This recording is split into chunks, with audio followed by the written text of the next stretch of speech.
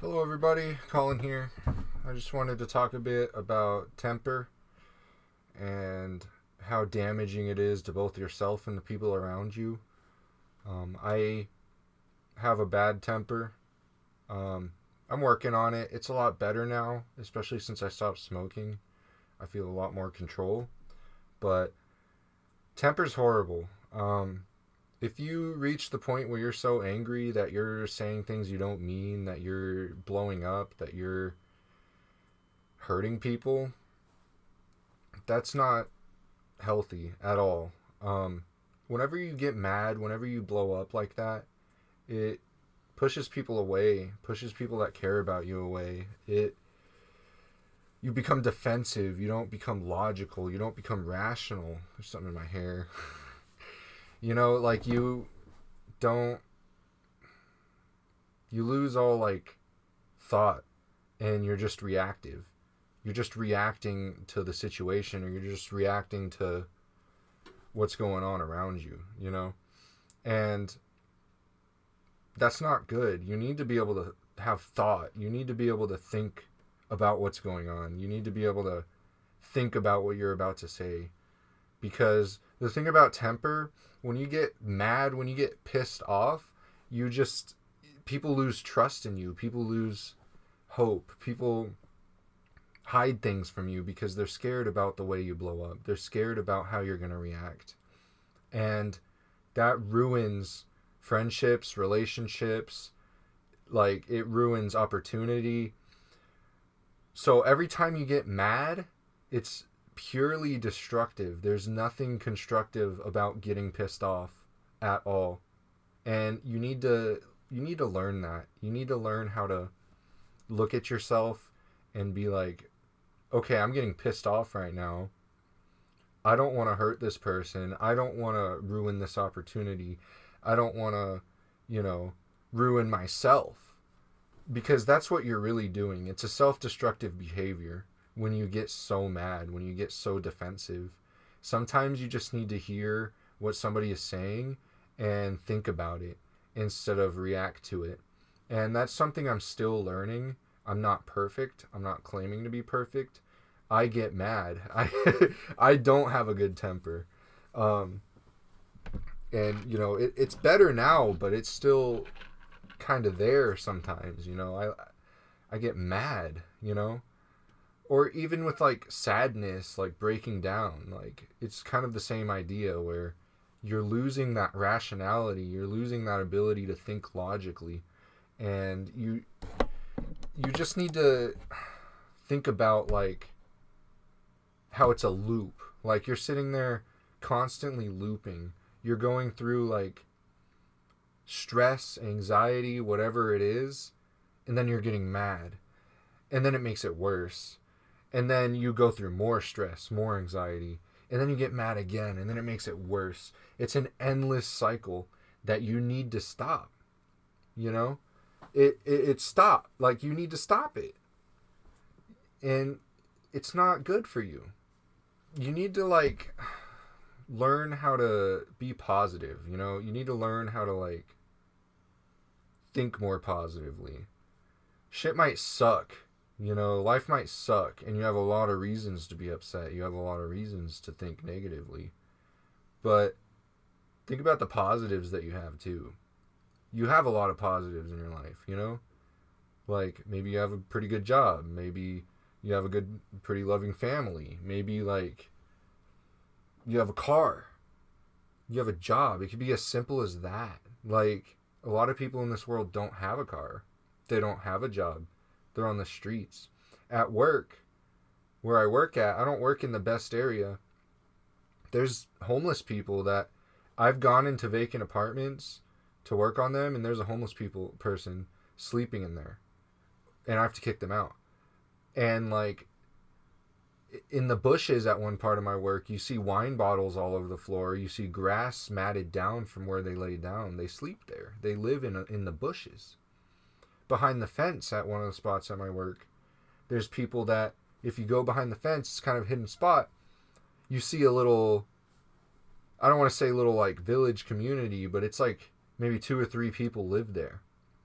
And you gotta be grateful with what you have, because there's a lot of people that don't have what you have. You know, it can always be worse. You know, I have a roof over my head. I'm in an RV. I have heaters in here to keep me warm. I have a truck I can use to take me to work. I have a computer I can use to make things and be creative. I have a dog that loves me, that absolutely just gets so excited to see me every time I come home. She gets so excited she pees, dude. Like, I have to meet her outside because I know she's going to pee when she sees me. And, like, you just have to learn, okay, life isn't going the way I wanted it to. Life isn't going the way I planned it to. But at the end of the day, that's okay. And, you know, you just have to accept what you have, accept what you don't have, accept what you can't control, and move forward. Change the things you can control. And the things you can control is your behavior. I know it doesn't feel like it. Believe me, I have been in the thick of it where I'm not in control. I'm just my brain firing. I'm not my consciousness. You know? And you have to peel back the layers and look at yourself long and hard. Go look in the mirror. That's what I did. I looked in the mirror and I thought, who am I looking at right now? Who is this person? And I didn't like what I saw. And so I decided to change it. And maybe you like what you see, and that's great. That's awesome. But I feel like a lot of people don't like what they see when they look in the mirror. And I'm not talking about like your physical looks, your physical attractiveness. I'm talking about your internal you, your identity, who you are. Who am I? What do I want? What do I desire? What makes me happy? What helps push the temper away? What helps push the anger away, the depression, all of that? You have to look into yourself. Because if you don't, if you live externally, like how I lived for years, you're going to end up numbing that internal reflection and feeling. My way was through my ex and drugs. That was how I numbed my internal struggles. You cannot numb your internal struggles. You just can't, because it will ruin things for you. You will not reach your full you will not reach your full potential. You will not be who you were meant to be. And sometimes the universe, God, whatever you want to call it, sometimes it has plans for you that you don't agree with, that you don't want to do. But you have to do it. You have to do it. Because the universe, whatever higher power there is, already knows. Already knows. And you have to listen to your soul. Whatever your soul might be saying. And for the longest time, I wasn't listening to my soul. I wasn't listening to my desires. I wasn't listening to my full potential, to becoming a better person. I was scared to become a better person. I was scared. And you can't let that fear control you. You have to use it to push you forward. I'm still scared. I'm developing a website that I'm going to try to sell. And today, I sat down for almost 2 hours thinking about it, going, man, is this even going to work out? Am I putting all this effort into this for nothing? Am I just going to be disappointed at the results? And it was roughing me up a bit. I was like, should I give up? No. Never give up. Even if you have doubts. Because let me tell you something. If you give up, if you quit, as soon as you start having doubts, as soon as it starts feeling hard, as soon as you feel like you can't do it, well, guess what? Probably about 80% of people that are trying to do stuff that are similar to you, that have tried to do stuff that's similar to you, they quit when it got hard. And that's what makes the difference between people who are truly successful and secure in life and the people that are not successful and insecure in life. They quit. Are you a quitter? Are you going to give up? That's completely entirely up to you to decide. I wanted to give up. So, I think about it a lot. But I say, no, brain, shut the fuck up. You're not quitting. You are strong. It is uncomfortable. It's supposed to be. The most successful people in the world went through uncomfortable shit. They went through uncomfortable shit. It was not easy. If it was easy to be one of the most successful people in the world, everybody would be. So just remember that. How do we help temper? Well, I notice with me, there's certain signs where I'm feeling pissed the fuck off. I start breathing faster. My heart starts beating. I see tunnel vision.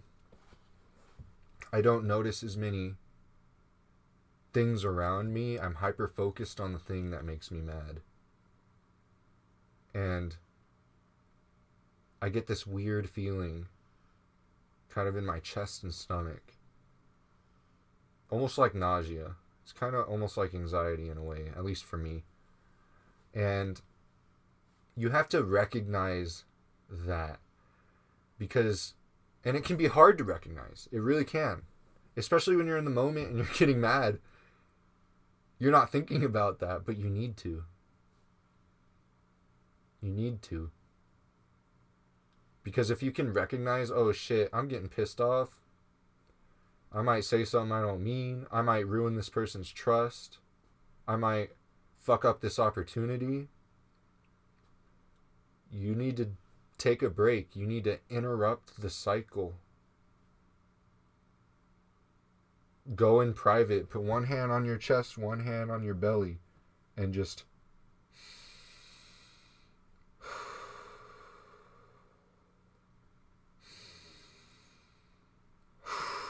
And it's not easy.